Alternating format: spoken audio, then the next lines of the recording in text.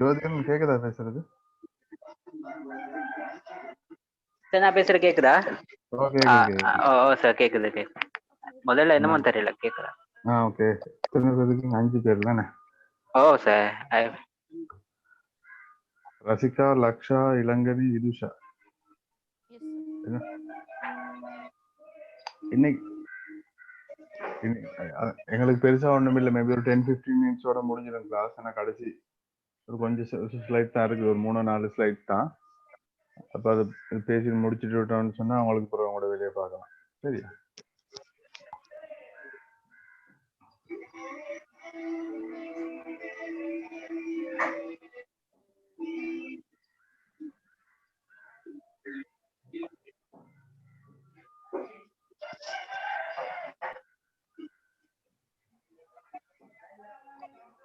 Okay. So நீ பார்க்க போகிறது என்னன்னா லேர்னிங் அச்சீவ்மெண்ட்ஸ். சரியா? ஸோ லேர்னிங் அச்சீவ்மெண்ட்டுங்கிறது என்னன்றது முதல்ல சொன்ன ஒரு ஐடியா ஒன்று எடுப்போம். Learning achievement is the level of student success in learning the subject matter in schools that are expressed in the form of scores obtained from the results of test on a particular subject or matter, right? So இது ஜென்ரலாக இருக்கிறது தான். இப்போ ஸ்கூலில் நாங்கள் வந்து எப்படி எங்களை டெஸ்ட் பண்ணுறோன்றது, அதாவது அச்சீவ்மெண்ட். இப்போ செல்வமே நீங்கள் வந்து 40 மார்க்ஸுக்கு மேலே எடுத்தால் தான் பாஸ்ன்னு சொன்னால், உங்களுக்கு 40 மார்க்ஸுக்கு மேலே எடுத்தீங்கன்னு சொன்னால் ஜென்ரலாக கொடுப்பாங்க ஒரு பாஸ் இன்னொன்று. அது உங்களோட அச்சீவ்மெண்ட், இதுவும் ஒரு அச்சீவ்மெண்ட் தான். ஏன்னா பாஸ் ஆகுறதுன்றது கூட ஒரு அச்சீவ்மெண்ட் தான். ஸோ அதே மாதிரி இது சில பேர் இருப்பாங்க 75க்கு மேலே இல்லாட்டி 85க்கு மேலே எடுத்து டிஸ்டிங்ஷன், கோல்டு மெடலிஸ்ட் அந்த மாதிரி ஆகணுன்ற ஒரு டார்கெட் வச்சிருப்பாங்க. ஸோ அந்த டார்கெட்டை வந்து அச்சீவ் பண்ணுறோமா இல்லையான்றது அந்த லேர்னிங் அச்சீவ்மெண்ட். ஸோ டிஸ்டிங்ஷன் லெவலுக்கு போகிறதா வந்து இப்போ உங்களோட அசைன்மெண்ட்ஸ் எடுத்து பார்த்தீங்கன்னா கூட டிஸ்டிங்ஷன் லெவலுக்கு போகிறதா கூட உங்கள்கிட்ட வந்து நிறைய எதிர்பார்ப்பாங்க, ரைட்? நிறையன்னு சொல்லி லைக் நீங்கள் ஒரு விஷயத்தை ஜென்ரலாக எக்ஸ்பிளைன் பண்ணுறதை விட அதை வந்து இன் டீட்டெயிலாக மேபி ஒரு கம்பேரிசன் போட்டோ இல்லாட்டிக்கு டேட்டா அனலைஸ் பண்ணியோ அப்படி இன் டீட்டெயிலாக வந்து கொடுக்குற நேரம் அவங்களுக்கு வந்து அது டிஸ்டிங்ஷன் லெவலில் போயிட்டு அச்சீவ்மெண்ட் ஒன்று எடுக்கிற மாதிரி இருக்கும். அதுதான் லேர்னிங் அச்சீவ்மெண்ட்டுங்கிறது. ஸோ லேர்னிங் அச்சீவ்மெண்ட்டில் வந்து நீங்களே உங்களோட டார்கெட்டை ஃபிக்ஸ் பண்ணிக்கொள்ளலாம். நீங்கள் டிஸ்டிங்ஷனுக்கு போக போகிறீங்களா, மெரிட்டுக்கு போக போகிறீங்களா, இல்லை பாஸ் பண்ணாலே போதுமாங்கிற அச்சீவ்மெண்ட். ஈவன் நீங்கள் 41 மார்க்ஸ் எடுத்து பாஸ் பண்ணால் கூட அது கூட ஒரு அச்சீவ்மெண்ட் தான். ஏன்னா எண்ட் ஆஃப் த டே உங்களோட டார்கெட் வந்து 40 மார்க்ஸ்ன்னு சொன்னால் அந்த 40 மார்க்ஸ் எடுத்து எப்படியாவது பாஸ் பண்ணிடுன்றது தான் உங்களோட அச்சீவ்மெண்ட்டாக இருக்கும். ஸோ அந்த அச்சீவ்மெண்ட் வந்து ஜென்ரலாக வந்து எப்படி வர்றதா இருந்தால் நாங்கள் வந்து எந்த மாதிரி பெர்ஃபார்ம் பண்ண போகிறோம், என்ன டார்கெட் வச்சுருக்கோம், அதுக்கு என்ன மாதிரி பெர்ஃபார்ம் பண்ண போகிறோங்கிறது தான். இப்போ டிஸ்டிங்ஷன் லெவலுக்கு டார்கெட்டை வச்சுக்கொண்டு நாங்கள் வந்து நார்மல் சிம்பிள் பாஸுக்கு டார்கெட் பண்ணோன்னு சொன்னால் அப்போ உங்களுக்கு அது ஒரு அச்சீவ்மெண்ட்டாக இருக்காது. ஏன்னா உங்களோட டார்கெட் வந்து டிஸ்டிங்ஷன். ஆனால் நீங்கள் வந்து படிக்கிறது இல்லாட்டி நீங்கள் அசைன்மெண்ட் செய்கிறது வந்து ஒரு 40 மார்க்ஸ் சொன்னோம் சிம்பிள் பாஸுக்குன்னு சொன்னால் நீங்கள் அது உங்களோட அச்சீவ்மெண்ட் இல்லை. நீங்கள் 40 மார்க்ஸ்க்கு டார்கெட் பண்ணி அந்த அசைன்மெண்ட்டை செஞ்சுருந்தீங்கன்னு சொன்னால் மேபி அது வந்து ஒரு அச்சீவ்மெண்ட்டுக்குள்ளே வரும், ரைட்? ஸோ அதுதான் ஜென்ரலாக நாங்கள் வந்து எங்களை நாங்களே மெஷர் பண்ணி கொடுக்குற ஒரு விஷயம். இது வந்து ஜென்ரலாக இப்போ ஸ்கூல்ஸில் வந்து மார்க்ஸ்ன்ற ஒரு விஷயத்தையும் கொடுப்பாங்க. உங்களோட ப்ரொஃபஷனல் எஜுகேஷன் வரப்போக்குள்ள அதில் வந்து அது உங்களுக்கு ஜென்ரலாக அசைன்மெண்ட்ஸ் பேஸ் மற்றது உங்களோட கிரேடிங் ஏயா பியா சியா என்ன மாதிரி வந்துட போகுது. ஸோ அதே மாதிரி நீங்களே உங்களுக்கு வந்து ஒரு டார்கெட்டை செட் பண்ணி வச்சுக்கொள்ளலாம். ஓகே, நான் இன்னும் 3 மாதத்துல இல்லாட்டி 6 மாதத்துக்குள்ள எப்படியாவது ஒரு வேலை ஒன்று எடுக்கணும். ஸோ அதுக்கு நீங்கள் என்ன மாதிரி ஒர்க் பண்ணுறீங்க. ஸோ 3 மாதத்துல வேலை எடுக்கணும்னு சொன்னால் எத்தனை இடத்துக்கு நீங்கள் அப்ளை பண்ணியிருக்கீங்கன்றதை பார்க்கணும்.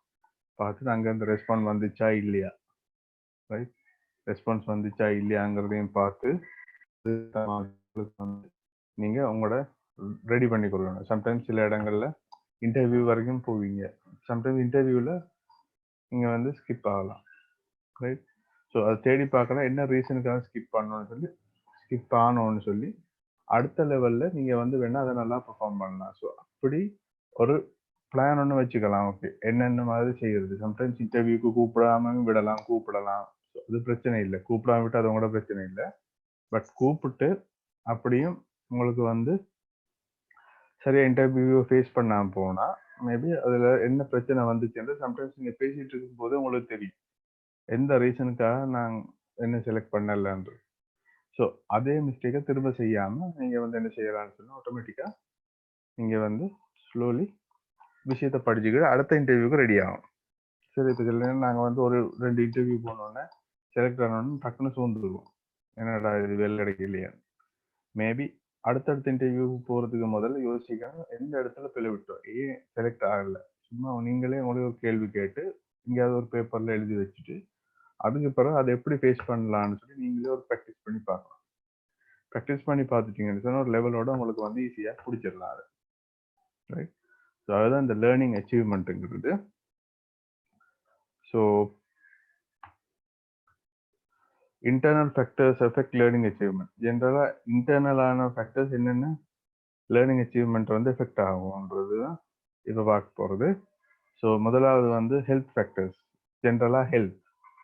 சில நேரம் எங்களுக்கு வந்து டயர்டாக இருக்கும், இல்லாட்டிக்கு கொஞ்சம் இது லேசியாக கொஞ்சம் சோம்பேறித்தனமாக இருக்கும், ஒரு விஷயம் இருக்கும். ஸோ அந்த மாதிரி டைம்லேயும் வந்து எங்களுக்கு இந்த லேர்னிங் அச்சீவ்மெண்ட் சில நேரம் லேர்னிங்கை வந்து செஞ்சு கொள்ள கஷ்டமாக இருக்கும். Health factors are very influential on student learning.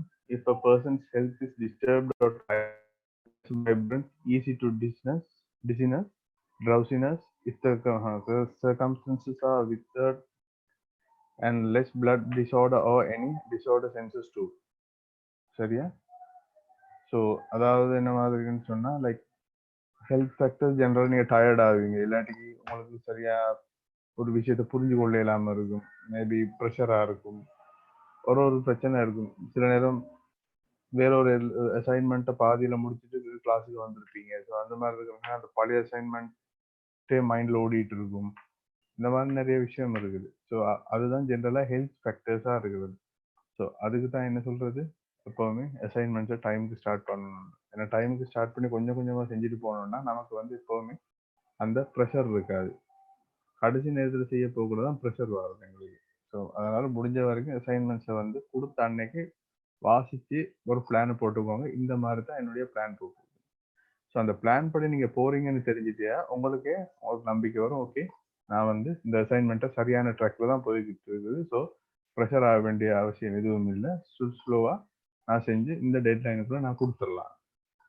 Right. So அதனால் எப்போவுமே make sure that you always start your work on டைம்ன்றது தான் ஜென்ரலாக அசைன்மெண்ட்டுக்கு சொல்லக்கூடிய அட்வைஸஸ். என்னென்னா நாங்கள் கடைசி நேரத்தில் செய்கிற போகிற நேரம் எங்களுக்கு வந்து கூட ப்ரெஷர். சம்டைம்ஸ் யோசிச்சு பாருங்கள், 3-4 அசைன்மெண்ட் அட் அ டைம் செஞ்சு சப்மிட் பண்ணணும். அந்தக்குள்ள உங்களுக்கு எவ்வளோ கஷ்டமாக இருக்கும்.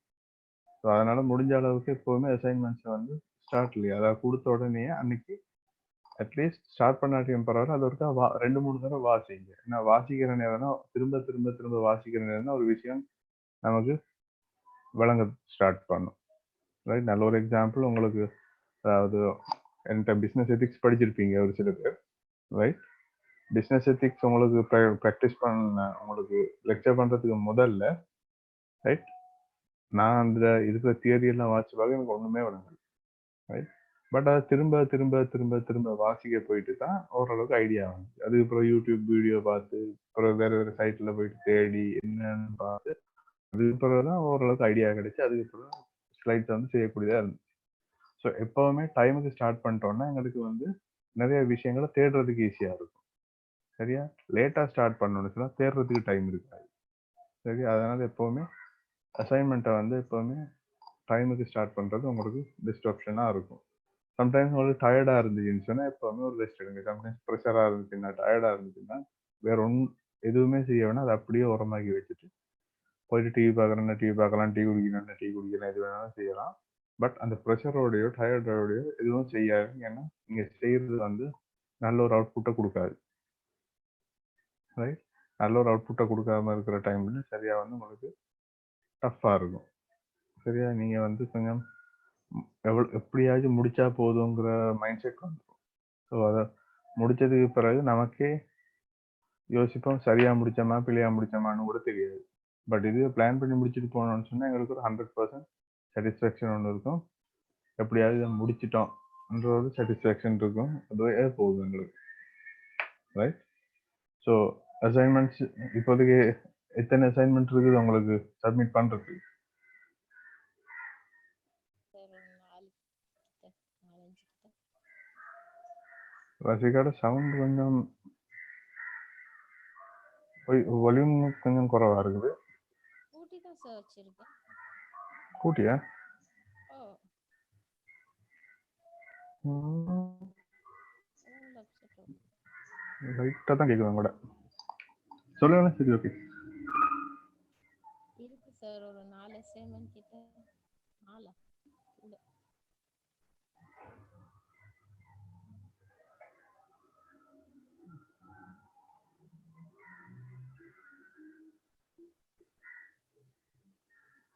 லக்ஷா, ஹலோ ரசிகாட வால்யூம் கொஞ்சம் பிரச்சனை. எல்லா டைமும்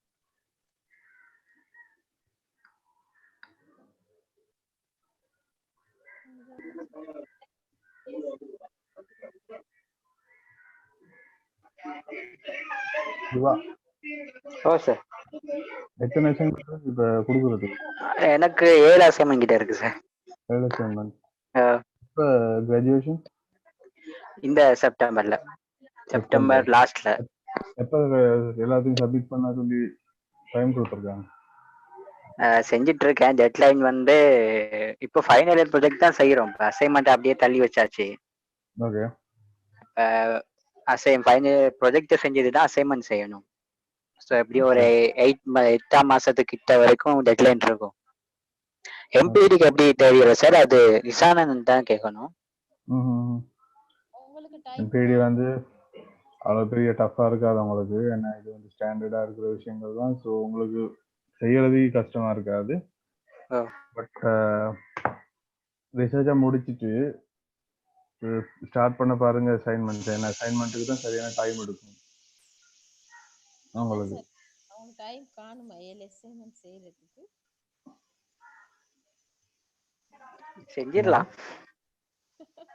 இல்ல 7 அசைன்மெண்ட் கொடுக்குறீங்க, டைம் காணுமான்னு கேட்டேன். செஞ்சிடலாம். ஒரு அசைன்மெண்ட் 1 வீக்ல கொடுத்துருவோம்.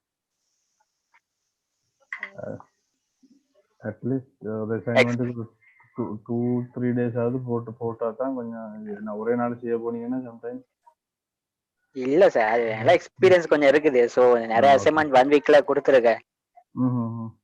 அதனால கொஞ்சம் நம்பிக்கை ஒன்று இருக்கு. ஓகே. என்ன கொஞ்சம் கூட ப்ரெஷர் ஆகும், அதுதான் பிரச்சனை. ஓ சார், அதுவும் கரெக்டா. ரசிகா என்ன மாதிரி இருக்கு சார். அசைன்மெண்ட் செய்யணும், ஆனா கையில எடுத்தாலே பயமா இருக்கு, புரியாதுங்கிற மாதிரி ஒரு ஃபீல் சார். கையில எடுத்தோன்னா கொஞ்சம் கஷ்டமா தான் இருக்கும். முதல்ல ஒருக்கா வாசிங்க, சரியா? விலங்கல்லையா? 2ஆம் தரம் வாசிங்க, 3ஆம் தரம் வாசிங்க, 4ஆம் தரம் வாசிங்க, 5ஆம் தரம் ஐடியா வந்துடும் உங்களுக்கு. ஏன்னா நிறைய இடங்களை நாங்கள் வந்து மிஸ்டேக் எடுக்கிறது என்னன்னு சொன்னால், பார்த்த உடனே கஷ்டமா இருக்குன்ட்டு டக்குன்னு போட்டுறது. சம்டைம்ஸ் அது என்னன்னு சொன்னால் கேக்குக்கு ஐசிங் போடுற மாதிரி தான். வெறும் உங்களுக்கு கீழே சும்மா கேக் மட்டும் தான் இருக்கும், மேலே ஐசிங்கை போட்டோன்னா பார்க்கறதுக்கு அழகாக இருக்குங்கிற மாதிரி தான். அதே மாதிரி தான் அசைன்மெண்ட்டும். சில நேரம் உங்கள்கிட்ட டிரெக்டாக கேட்க வேண்டிய கேள்வி இன்டிரெக்டாக கேட்குறது. அதை 2-3 தடவை வாசிக்கக்குள்ள ஆட்டோமேட்டிக்காக உங்களுக்கு ஐடியா கிடைச்சிடும். அதே போல இதைத்தான் கேட்குறாங்களான்ற மாதிரி செஞ்சுட்டு போக வேண்டியதுதான். அது பிரச்சனை நாங்கள் வாசிக்கிறதுக்கு பயப்படுறோம். அதுவும் 2-3 லைன்ல இருந்துச்சுன்னு சொன்னா இன்னும் பயப்படுறது. அது பார்த்தா அதுக்குள்ள முக்கால்வாசி தேவையில்லாத விஷயங்கள் தான் இருக்கும். அதெல்லாத்தையும் தூக்கி எறிஞ்சிட்டு பார்த்தீங்கன்னு சொன்னேன், கேள்வியை ஒரு 2-3 தடவை வாசிக்கிற நேரம் ஆட்டோமேட்டிக்காக ஐடியா கிடைச்சிடும் உங்களுக்கு. அதே பிறகு பார்த்தீங்க, ஐயோ இதைத்தானே இவ்வளவு சுற்றி வச்சு கேட்குறாங்கிற மாதிரி இருக்கு. லக்ஷா என்ன மாதிரி?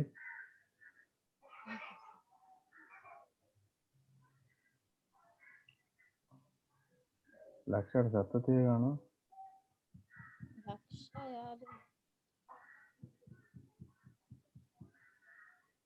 இளங்கனி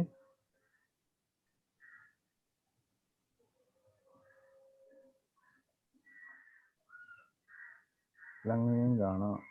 விதுஷா சார்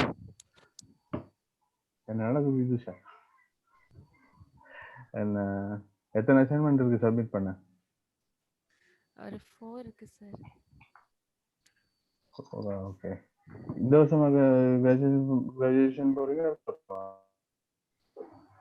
சார் இந்த வருஷமா அடுத்த வருஷமா போறீங்க கிராஜுவேஷன்? அடுத்த வருஷம் சார். அடுத்த வருஷமா?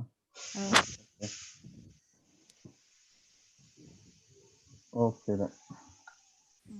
ஸோ அதுக்கு தான் இந்த சொன்னது என்னன்னா, அசைன்மெண்ட் வரப்போகல எப்போவுமே நீங்க வந்து முடிஞ்ச அளவுக்கு அப்பப்பவே ஸ்டார்ட் பண்ணிட்டீங்கன்னா கொஞ்சம் நல்லது. ஏன்னா அப்பதான் அவங்களுக்கு செய்யறதும் கொஞ்சம் ரிலாக்ஸா இருந்து செய்யலாம். இல்லாட்டிக்கு என்ன நடக்கும்னு சொன்னா கடைசி நேரத்தில் செய்ய போற நேரம் என்ன செய்யறோம் எது செய்யறோம்னு இருக்கும்.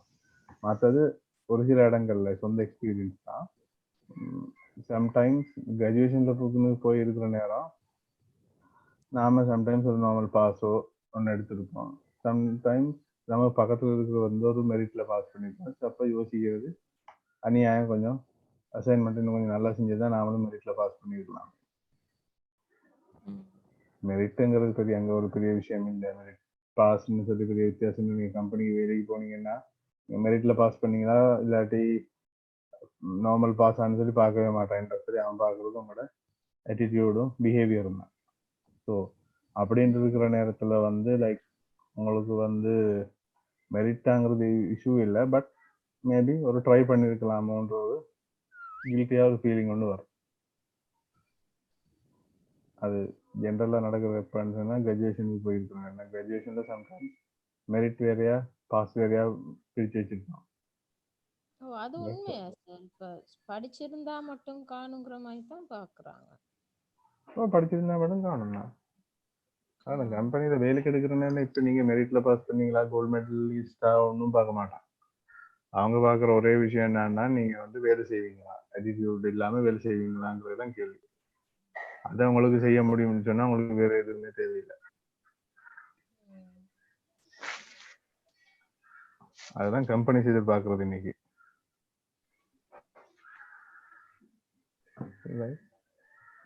ஈவன் நீங்க நிறைய இன்டர்வியூ போனீங்கன்னா கூட இன்டர்வியூல வச்சு நீங்க ஏன் சும்மா சிம்பிள் பாஸ் எடுத்துருக்கீங்க மெரிட்ல பாஸ் பண்ணலன்னு கேட்கவே மாட்டாங்க. ஈவன் இப்ப நீங்க சிவில வந்து ஓ லெவல் ரிசல்ட் போடுறதா யாருமே போடுறது இல்லை இப்ப. ஏன்னா ஓ லெவல் வந்து இப்ப யாருமே பெருசா எக்ஸ்பெக்ட் பண்றது. ஏன்னா ஓ லெவல் வச்சு ஒருத்தர் அபிலிட்டியை வந்து நீங்க வந்து டெஸ்ட் பண்ண வேண்டாம். ஸோ சில பேர் நான் பார்த்துருக்கோம் ஓ லெவல் ஃபெயிலான எத்தனையோ பேர் நல்ல பொசிஷன்ல இன்னைக்கு இருக்காங்க. ஸோ அதனால இப்போ கம்பெனிஸ் ஓ லெவலில் பார்க்கறத டோட்டலாக ஸ்டாப் பண்ணிட்டு ஏதாவது ஒரு ப்ரொஃபஷனல் குவாலிஃபிகேஷன் மேபி கம்ப்ளீட் பண்ணாட்டியும் பரவாயில்ல, பட் ஃபாலோ பண்ணிட்டு இருக்கிற மாதிரி காட்டினா கூட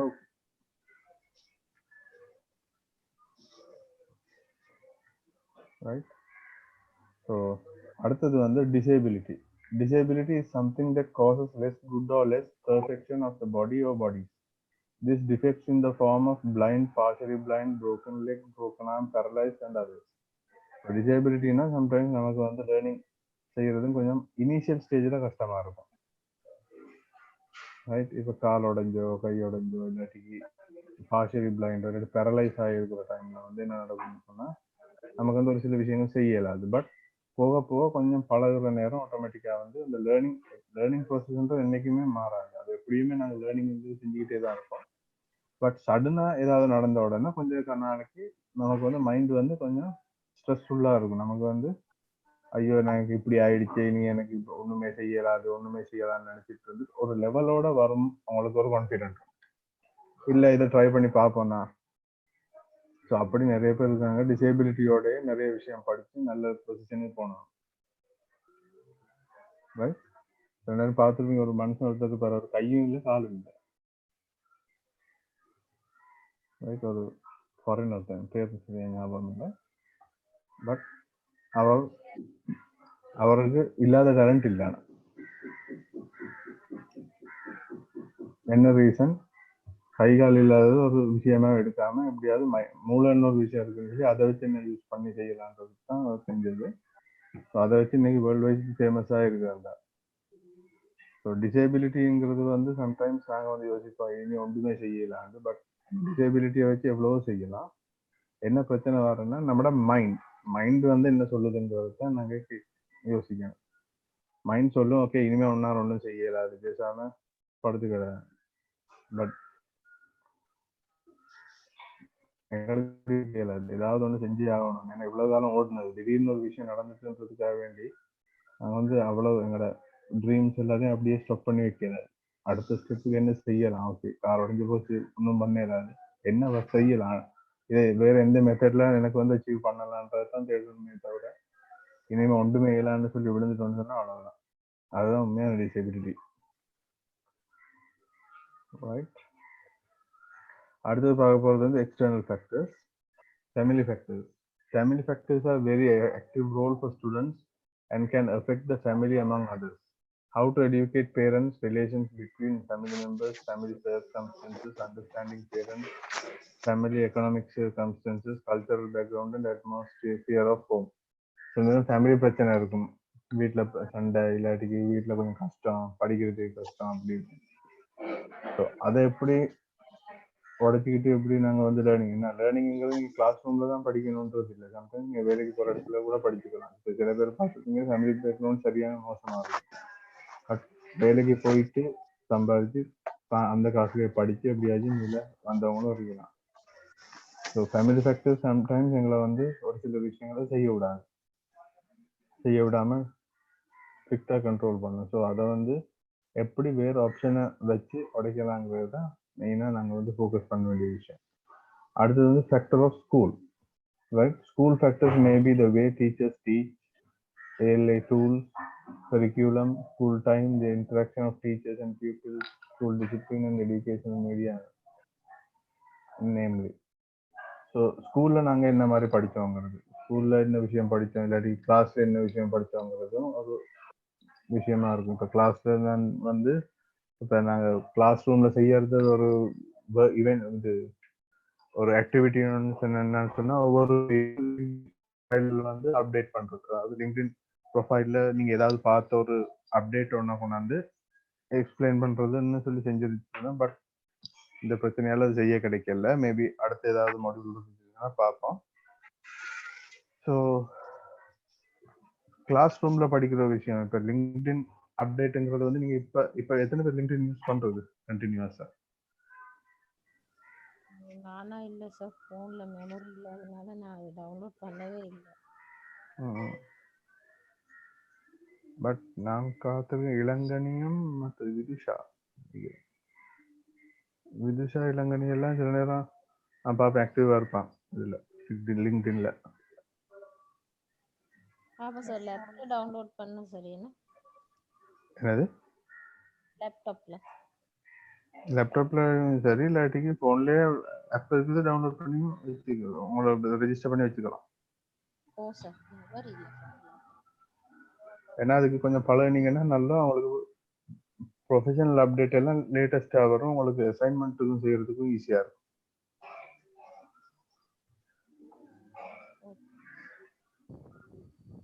ரைட்.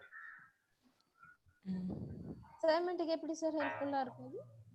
அசைன்மெண்ட்டுக்கு எக்ஸாம்பிளுக்கு இப்போ லேட்டஸ்டாக வந்த ஒரு அப்டேட்டை உங்களுக்கு அசைன்மெண்ட்டுக்கு யூஸ் பண்ண வேண்டிய ஒரு சுச்சுவேஷன் வந்தால் யூஸ் பண்ணலாம், உங்களுக்கு அது மார்க்ஸ் கூட கொடுக்கும். இப்போ COVID-19 வந்து நீங்கள் ஏதாவது உங்களோட ரிசர்ச்சுக்கோ இல்லாட்டி ஏதாவது அசைன்மெண்ட்டுக்கோ யூஸ் பண்ணலாம்.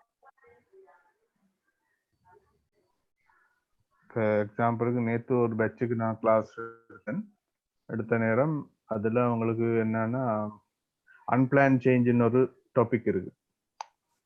அன்பிளான் சேஞ்சுங்கிறது என்னன்னு சொன்னால் சேஞ்ச் ஒன்று நடக்கும் பட் பிளான்ட் இல்லை, திடீர்னு நடக்குது. அதுதான் இந்த ஒர்க் ஃப்ரம் ஹோம்ங்கிறது. இப்போ அதான் நீங்கள் நினச்சி கூட பார்க்கல, திடீர்னு இப்படி வீட்டில் உட்காந்து வேலை செய்ய சொல்லுவாங்கன்னு சொல்லி இப்படி ஒரு சுச்சுவேஷன் வரும்.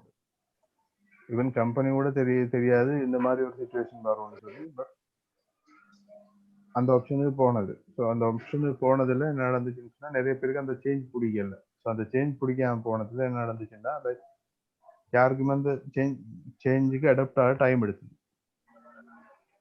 ஸோ அப்போ அது வந்து COVID-19 latest update, right.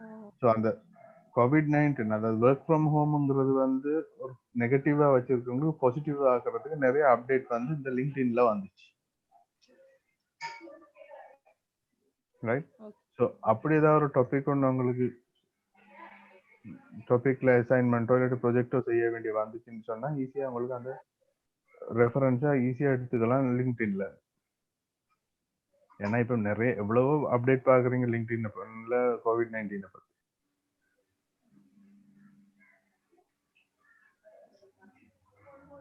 Right, சரி, அவ்வளவுதான் இன்னைக்கு கிளாஸ். இதோட இந்த மாடியூல் முடிஞ்சு ஏதாச்சும் கொஸ்டின்ஸ் இருந்ததுன்னா கேட்கலாம்.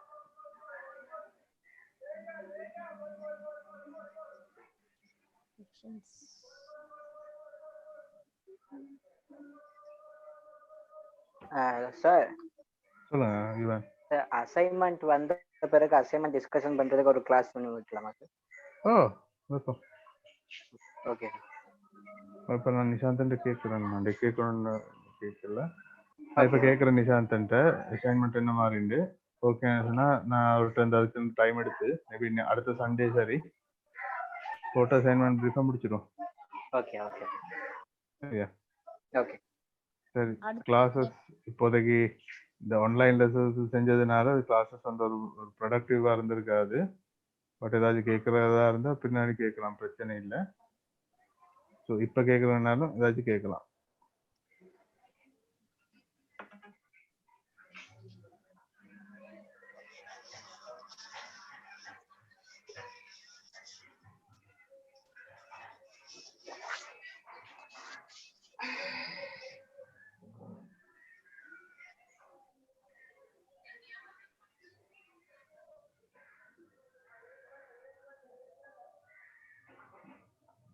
ஒன்றும் இல்லையா? சரி, அப்படின்னா கிளாஸ் வைண்ட் அப் பண்ணுவாங்க. ஸோ நிஷாந்தனோட பேசிட்டு நான் வந்து அசைன்மெண்ட் ப்ரீஃப் என்ன மாதிரி செய்யறேன்றத அவங்களுக்கு இன்ஃபார்ம் பண்றேன். சரியா? அடுத்த சண்டே மாதிரி இப்போ முதல்ல அசைன்மெண்ட் ரெடியான்னு பார்ப்போம். ரெடின்னு சொன்னா அடுத்த சண்டே போட்டுக்கணும். Okay sir. சரி, okay then. Thank you sir. Okay, thank you. Thank you sir. Bye. Thank you, பாய்.